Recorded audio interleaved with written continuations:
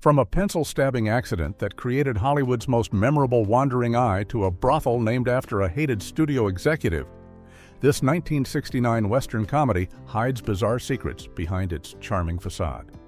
The jail without bars, the cannon that wasn't supposed to fire, and the lead actress's haunting epitaph are just the beginning. Here are the 15 weird facts you didn't know about Support Your Local Sheriff. Fact 1. The brothel was a petty revenge. One of the most deliciously subtle acts of Hollywood revenge hides in plain sight throughout Support Your Local Sheriff, and most viewers never catch it. The film features a prominent establishment called Madame Orr's House, a brothel that appears in several scenes throughout the movie. The name wasn't chosen randomly or for comedic effect. It was James Garner's way of settling an old score with William T. Orr, a powerful Warner Brothers executive who had made Garner's professional life miserable years earlier. William T. Orr served as the producer of Maverick, the television series that made Garner a household name in the late 1950s. While the show brought Garner fame and success, it also trapped him in what he considered an unfair and exploitative contract. The disputes between Garner and Orr became increasingly bitter, with disagreements over money, working conditions, and creative control. Garner eventually sued Warner Brothers to escape the contract, a bold move that could have ended his career, but instead established him as one of Hollywood's most principled stars. When Garner formed his own production company, Cherokee Productions, and gained creative control over Support Your Local Sheriff, he saw an opportunity for a little payback. Naming the town brothel after the executive who had caused him so much grief was the perfect inside joke. Subtle enough to avoid legal trouble, but obvious enough that anyone in the industry would understand the dig. The brothel serves no major plot purpose beyond being part of the town's landscape, which makes the naming choice even more pointed. It was Garner's way of saying that Orr ran a house of ill repute, and he did it with a smile that audiences could enjoy without knowing the backstory. Fact 2. Jack Elam's eye came from a Boy Scout brawl. Jack Elam's distinctive appearance became one of the most recognizable features in Western cinema, and his wandering left eye added an unforgettable element to every character he played. As Deputy Jake in Support Your Local Sheriff, that eye helped create one of the film's most memorable comic performances. But the story behind how Elam got that distinctive look is far stranger and more violent than anyone watching him stumble through his bumbling deputy duties might imagine. In 1931, when Jack Elam was just 11 years old, he attended a Boy Scout meeting in his hometown. What should have been an ordinary gathering of young boys learning outdoor skills turned into a chaotic fight. During the scuffle, another boy stabbed Elam directly in the left eye with a pencil. The injury was severe and permanently damaged the muscles that controlled eye movement, leaving Elam with what medical professionals call strabismus, where the eye doesn't align properly with the other. Rather than let this childhood trauma end his dreams, Elam turned his injury into his greatest professional asset. The eye that wandered unpredictably made him look menacing, unhinged, and unpredictable, perfect for the villain roles that dominated his early career. For over 20 years, Elam played heavies, gunslingers, and dangerous outlaws across dozens of Western films and television shows. Directors loved how his appearance could instantly signal danger without him saying a word. Support Your Local Sheriff marked a turning point where Elam's eye became comedic gold instead of threatening. His crossed gaze made the bumbling, incompetent Jake even funnier, and audiences discovered that the same feature that once scared them could also make them laugh. That pencil stab in a Boy Scout meeting accidentally created one of Hollywood's most versatile character actors. Fact 3. Paramount threatened to sue over the opening scene. Support Your Local Sheriff opens with a memorable scene where Jason McCullough discovers a dead man in a grave clutching a handful of gold, which sparks the mining rush that creates the town of Callender. It's a clever setup that establishes the film's comedic tone while explaining how this frontier settlement appeared seemingly overnight. But this opening sequence nearly landed the filmmakers in serious legal trouble with one of Hollywood's most powerful studios. Paramount Pictures sent a strongly worded legal threat to the producers, claiming the opening scene constituted copyright infringement. Paramount argued that the gold in a grave concept was stolen directly from their big-budget musical Paint Your Wagon, which was in production at the same time as Support Your Local Sheriff. The studio's lawyers insisted that this plot element was original to their film and that using it would confuse audiences and damage Paramount's investment. The timing seemed suspicious. Both films were Western comedies being made simultaneously, and Paramount had the bigger budget and more industry clout. James Garner and the film's producers found themselves facing a potential lawsuit that could have delayed or even canceled the movie's release. The studio had to prove that their opening scene wasn't copied from Paramount's project. Garner hired his attorney to investigate the claim and build a defense. After thorough research, the legal team discovered that the gold in a grave plot device appeared in earlier Western stories and novels that predated both films. They provided documentation showing that this wasn't an original Paramount creation, but rather a common Western trope that had been used in various forms for years. Faced with evidence that neither film could claim ownership of the concept, Paramount backed down and dropped the threat. The opening scene remained intact, and audiences got to enjoy the sequence that launches the entire story. Fact 4. The film was nearly pulled after 1 week. Support Your Local Sheriff is now considered a classic Western comedy that helped redefine the genre, but its journey to success was far from guaranteed. When the film opened in theaters in March of 1969, United Artists executives looked at the first week's box office numbers and made a devastating decision. They wanted to pull the movie from theaters immediately. The studio brass declared the film a bomb and saw no reason to continue wasting money on marketing and distribution for what they considered a failure. James Garner refused to accept this verdict. He believed so strongly in the film that he made an extraordinary personal gamble. Garner put $10,000 of his own money on the line, essentially betting the studio that the movie would find its audience if given more time. This wasn't just confidence, it was financial risk that could have cost him a significant amount of money if he was wrong. The studio agreed to keep the film in theaters a bit longer, based on Garner's investment and his star power. What happened next proved Garner's instincts correct. Word of mouth began to spread as audiences who saw the film told their friends about this hilarious Western spoof. The comedy played differently than traditional Westerns, and viewers appreciated its clever humor and self-aware jokes about the genre. Theater attendance grew steadily as more people heard about the film's unique approach. The positive buzz built momentum week after week, and what started as a perceived failure transformed into a genuine hit. By the end of the year, Support Your Local Sheriff had become the 20th highest-grossing film of 1969. Garner's $10,000 bet paid off spectacularly, and the movie launched a successful follow-up film while cementing its place in Western comedy history. Fact 5. Most actors worked for scale. Pay Hollywood productions typically involve complex negotiations over salaries, with stars demanding big paychecks and supporting actors fighting for fair compensation. Support Your Local Sheriff operated under completely different rules that made it one of the most unusual productions of its era. The film was created by the Artists Union as what amounted to a benefit project, designed specifically to keep as many entertainment industry workers employed as possible during a slow period in Hollywood. Under this arrangement, almost everyone involved in the production agreed to work for scale, the absolute minimum wage required by union rules. Writers, actors, production crew members, technicians, and support staff all accepted baseline pay rather than their normal rates. This wasn't about exploitation or a studio trying to save money at workers' expense. Instead, it was a collective decision by industry professionals who wanted to create work opportunities when jobs were scarce.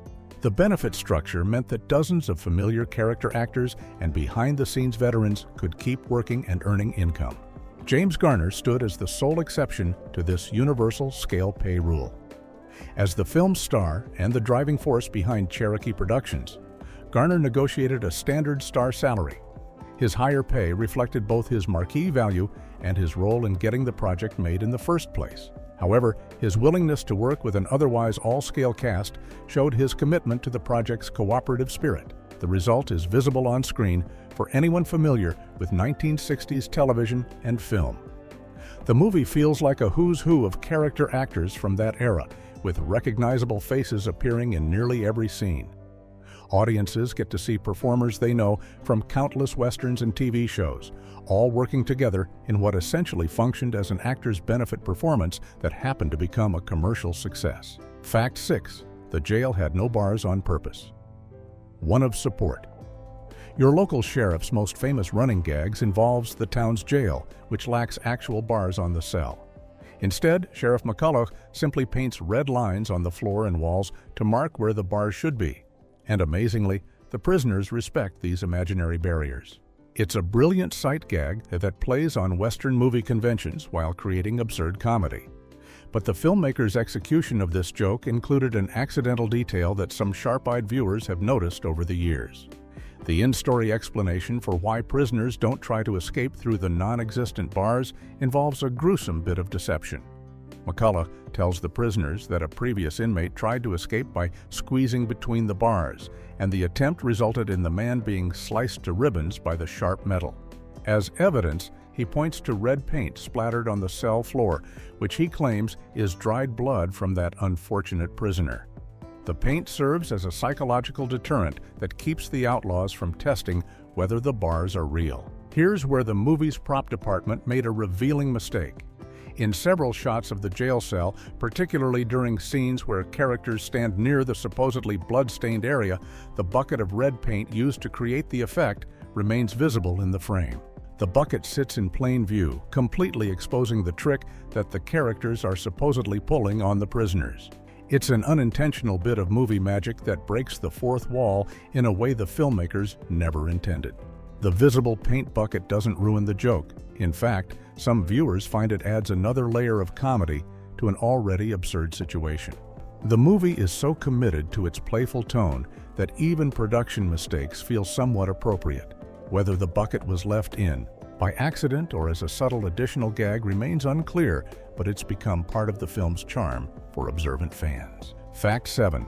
The Danby count changed mid-gunfight continuity errors appear in countless movies, but Support Your Local Sheriff features one of the most brazen disappearing act mistakes in Western film history. The film's climactic showdown involves the entire Danby clan riding into town to free their imprisoned family member and exact revenge on Sheriff McCulloch. The setup is clear and dramatic. 13 Danby family members come charging into Callender on horseback, ready for a gunfight that will settle everything once and for all. During the chaos of the confrontation, Prudy Perkins gets involved in the action. She manages to shoot 2 of the Danbys, and the film shows these 2 men falling from their horses after being hit. The math seems straightforward at this point. 13 Danbys arrived, 2 got shot by Prudy, which should leave 11 Danbys remaining for the rest of the scene. But that's not what happens on screen. When the scene continues and the Danbys regroup around the cannon for the final confrontation, all 13 family members mysteriously reappear. The 2 that Prudy shot are somehow back in action with the rest of the clan, with no explanation for their recovery or return. Even more puzzling, there are no bodies lying in the street where the 2 men fell. They simply vanish from where they were shot and rematerialize with their family as if nothing happened. No one in the film acknowledges this impossible resurrection. This continuity error likely resulted from filming the scenes out of sequence, or from reshoots that didn't account for the earlier casualties. Perhaps the filmmakers realized they needed all 13 Danbys for the cannon scene to look sufficiently threatening, or maybe they simply forgot about the 2 who were supposed to be out of action. Whatever the reason, the missing then reappearing Danbys create one of those movie mistakes that once you notice it, you can't unsee it in future viewings. Fact 8. A Gunsmoke prop made a cameo movie, and television productions often reuse props to save money, and studios maintained extensive prop departments where set decorators could find everything from furniture to firearms. But sometimes a prop becomes so recognizable from repeated use that its appearance in a new production feels like spotting an old friend. Support Your Local Sheriff features exactly this kind of Easter egg for fans of classic television westerns. Hanging on the wall inside the Callender jail, among various wanted posters and official notices, is a poster for an outlaw named Ben Silas. The poster appears in multiple scenes as background decoration, just another detail in the authentically cluttered Western jail. But this wasn't a poster created specifically for Support Your Local Sheriff. That exact same Ben Silas wanted poster had appeared numerous times throughout the run of Gunsmoke, one of television's longest-running and most beloved Western series.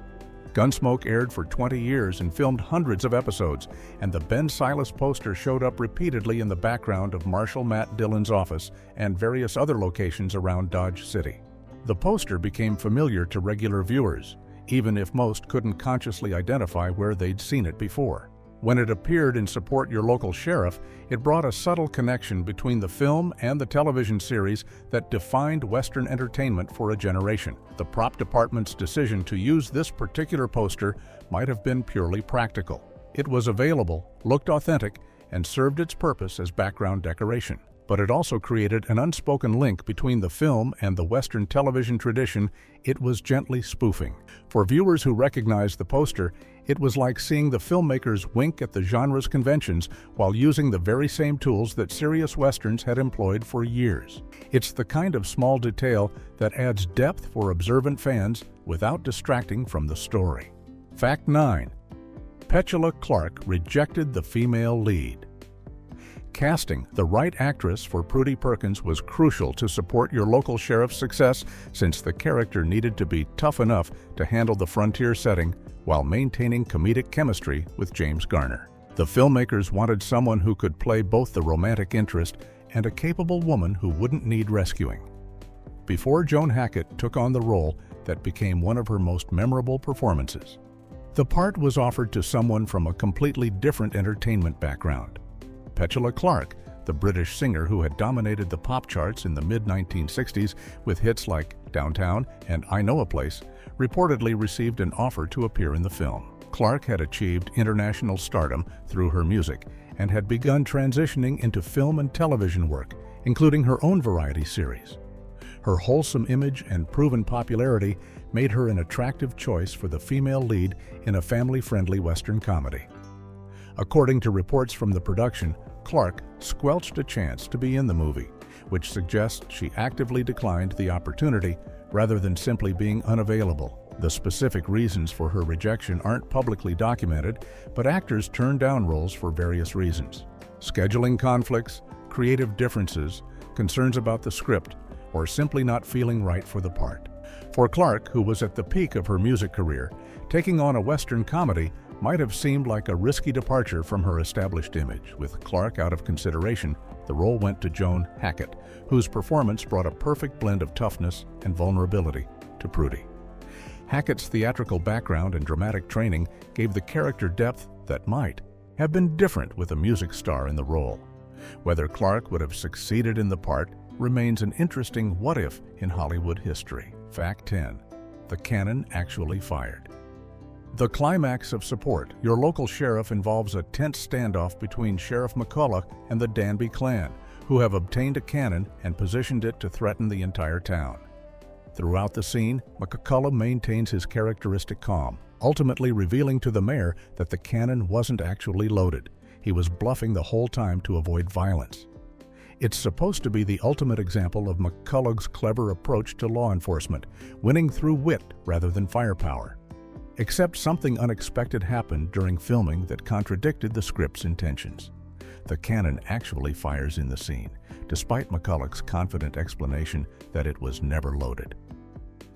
The massive weapon discharges with full force, sending its projectile directly into Madame Orr's house, the town brothel. The building suffers visible damage from the impact, with the structure partially destroyed by the supposedly unloaded cannon. This creates a bizarre contradiction where McCulloch's explanation doesn't match what viewers clearly see happening on screen. The most interesting question is whether this was intentional or accidental. Did the filmmakers deliberately include the cannon firing as an additional joke, making McCulloch wrong about his own bluff? Or was this a special effects mistake where the cannon fired when it wasn't supposed to, and the footage was kept because reshooting the expensive scene wasn't feasible? The fact that McCulloch's dialogue directly contradicts the visual evidence suggests the firing might not have been planned, catching everyone off guard during filming. If the cannon firing was unintentional, it represents an expensive and potentially dangerous mistake that somehow made it into the final cut. The destruction of the brothel set piece would have required careful planning and couldn't be easily repeated. The filmmakers apparently decided to keep the footage despite the continuity problem, perhaps reasoning that the comedic chaos of the moment outweighed the logical inconsistency. Fact 11. Jack Elam's first comedy Western role. Jack Elam spent more than 20 years building a successful career playing villains, and his distinctive appearance made him one of the most recognizable bad guys in Western entertainment. From the late 1940s through the 1960s, Elam appeared in dozens of films and television shows as gunslingers, outlaws, henchmen, and various other threatening characters. Directors cast him because his face conveyed menace instantly. Audiences knew that when Jack Elam showed up on screen, trouble was coming for the hero. His appearance worked perfectly for these roles. That wandering eye, combined with his lean frame and weathered features, created a look that suggested unpredictability and danger. Elam could stand silently in the background of a saloon scene and generate tension just through his presence. He became one of the most reliably employed character actors in Hollywood by specializing in one type of role and doing it exceptionally well, but playing heavies for 2 decades meant being typecast in a way that limited other opportunities.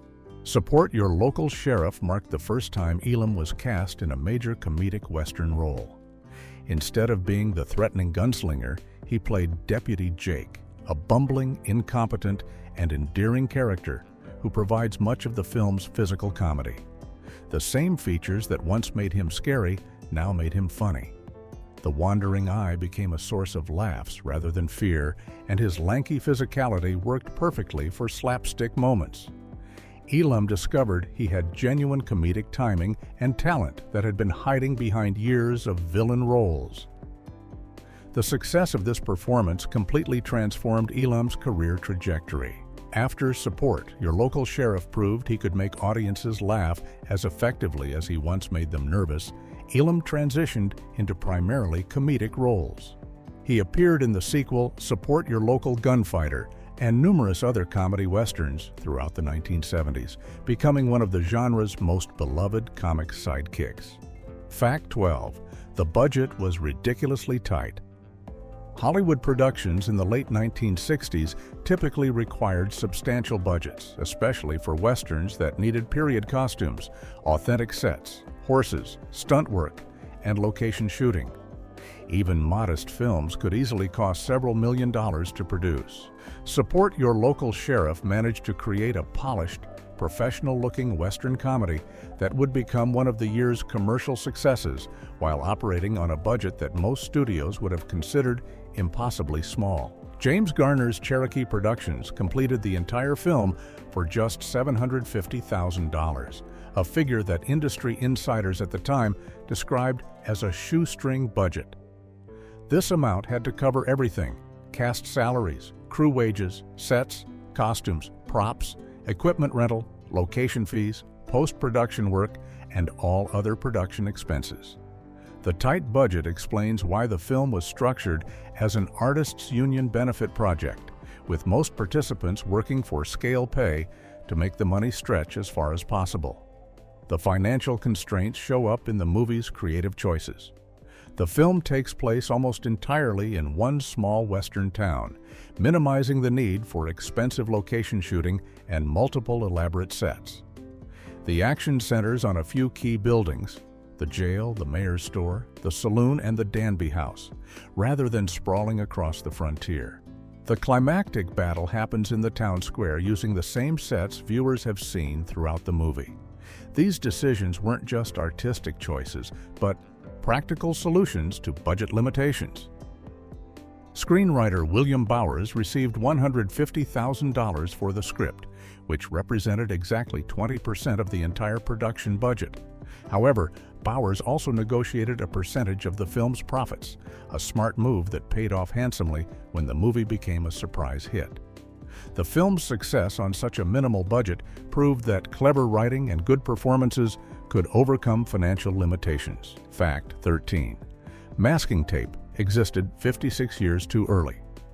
Period films face constant challenges maintaining historical accuracy and even the most careful productions occasionally let anachronisms slip through. Support Your Local Sheriff, set in a frontier mining town during the 1860s or 70s based on the costumes and technology shown, includes one particularly glaring example of an item that shouldn't exist yet according to the film's timeline. The mistake happens during a demonstration scene that's supposed to showcase Sheriff McCulloch's shooting skills. In the mayor's hardware store, McCulloch needs to prove his marksmanship to convince the townspeople he's qualified to be their sheriff. The mayor produces a washer as a target, but before the demonstration can proceed, he uses masking tape to cover the washer's center hole, presumably to make it more visible or to attach it to something. The mayor handles the masking tape casually, tearing off a piece and applying it as if such tape was a common hardware store item available to any frontier merchant. Here's the problem. Masking tape wasn't invented until 1925. The 3M company developed it specifically for use in the automotive industry, where workers needed a tape that could create clean paint lines and remove easily without damaging surfaces. The tape wouldn't become widely available for general consumer use until several years after its invention.